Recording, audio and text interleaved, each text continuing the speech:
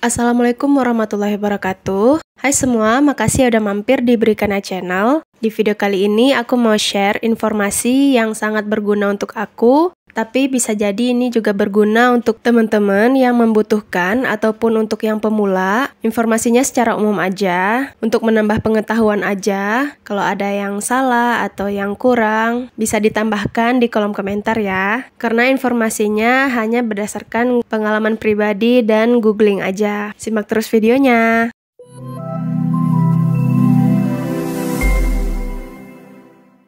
Kali ini aku akan membahas jenis-jenis tepung terigu. Sebagaimana yang kita tahu, tepung terigu itu merupakan tepung yang berasal dari gandum. Gandum itu sejenis tanaman padi-padian. Gandum ini memiliki kandungan protein yang nantinya akan menghasilkan nilai gluten, yang mana gluten ini merupakan protein yang terkandung di dalam tanaman biji-bijian atau padi-padian yang menghasilkan efek mengembang atau elastis. Nah, dalam hal ini pada tepung terigu, tepungnya ini akan dibedakan berdasarkan kandungan protein atau gluten yang ada di dalamnya. Tepung terigu bisa dibedakan menjadi tepung terigu protein tinggi, tepung terigu protein sedang, dan tepung terigu protein rendah.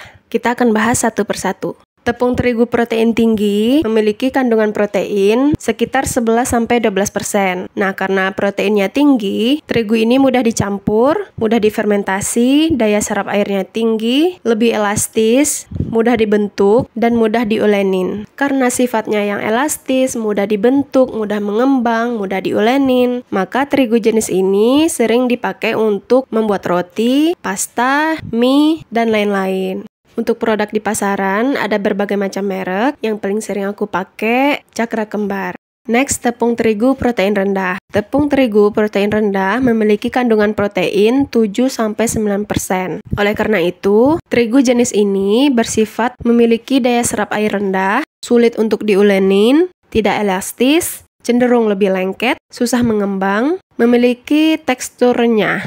Karena daya serap airnya rendah, terigu ini sering dipakai untuk pembuatan kue kering supaya lebih tahan lama, tidak menyerap terlalu banyak air sehingga meminimalisir pertumbuhan jamur. Terigu protein rendah bisa juga dipakai untuk pembuatan cookies, pastel, biskuit, dan juga beberapa kue dari Chinese atau Cina yang bertekstur lembut juga memakai terigu protein rendah seperti bakpao. Untuk produk di pasaran juga ada berbagai macam merek. Yang paling sering aku pakai yaitu Kunci Biru dari Bogasari. Selanjutnya, tepung terigu protein sedang. Terigu ini mengandung protein sekitar 9-10% sehingga memiliki sifat yang mudah mengembang, elastis meskipun tidak terlalu kuat, dan juga memiliki sifat yang renyah. Oleh karena itu, tepung ini juga dinamakan tepung serbaguna yang bisa dipakai untuk membuat cake, kue basah, gorengan, brownies, martabak manis, bolu, kue pukis, dan lain-lain.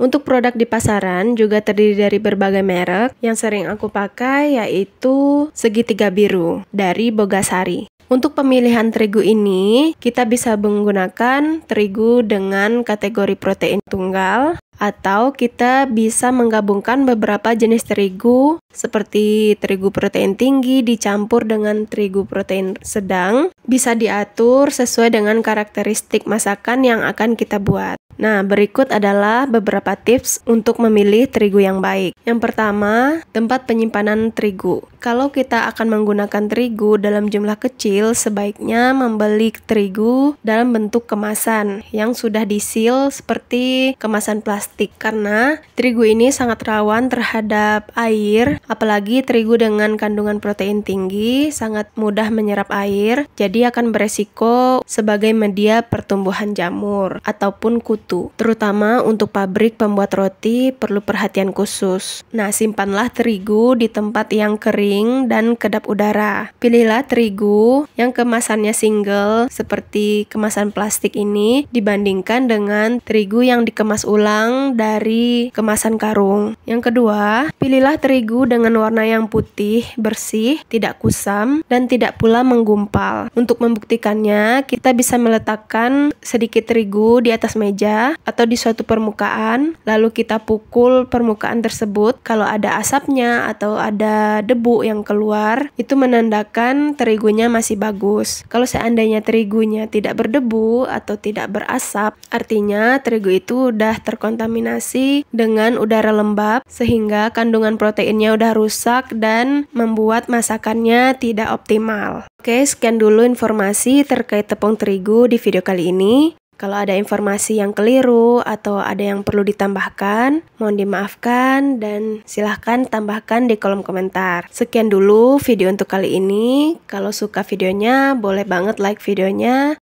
dan subscribe channelnya. Sampai jumpa lagi di video selanjutnya. Bye, Assalamualaikum warahmatullahi wabarakatuh.